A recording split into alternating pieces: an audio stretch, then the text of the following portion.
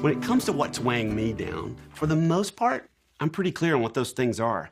And while I do feel like I know what's going on with Nancy, I'm just not as clear as I am with my own.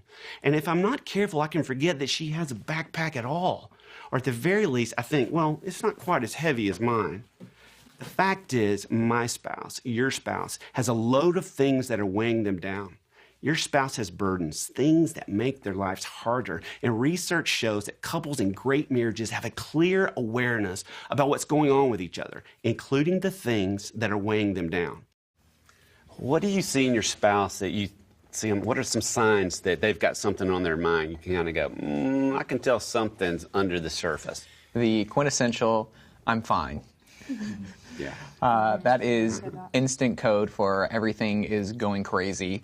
Please, please help me, dear God. You definitely just instantly, your tone changes. Like, I don't know, I don't even know what it is. It's just, you have normal conversation, then all of a sudden it becomes this like one tonal thing. I'd say for Steve, he usually gets kind of quiet and more reserved, and I'll usually ask him, you know, is anything going on or what's bothering you? Or years ago, he said something about, I'm just having low biorhythms, and he was being funny. And so I'll say, you know, he'll say, or I'll say, it's a low biorhythm day.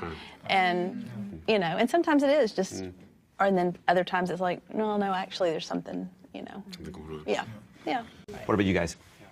I think for Mike, your mood changes when he needs to get something off his chest. So he gets a little bit more, like, I don't know, snappier. Like he just snaps a little bit too easily. It's very short. You know, his answers are very short and blunt sometimes. So yeah, that's true. For Jean, like, I can tell by the overall volume in the household, like when she's happy, like it's just louder in the house. Like she's playful with our daughter. The TV's on, like, or you know, it's just loud. But then if I come home and it's like quiet, Solid but deadly. something's going on. Yeah. Nodding his side. Yeah. What if I just walked into that? Now here's the great news. In Galatians 6:2, it gets really clear what we're to do. Paul writes, carry each other's burdens, and in this way you will fulfill the law of Christ. Paul, the writer of this letter and most of the New Testament, is the author of the principle we're about to take a look at. God is saying through Paul, you want to be like Jesus? Then carry each other's burdens.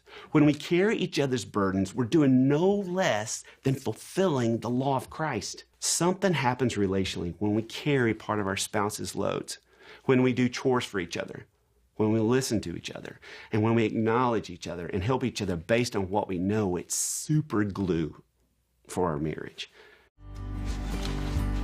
How are the little hamburgers, everybody? Little hamburgers. I'm from Alabama. We don't have macaroons. We have like Oreos, and you only get them at Christmas.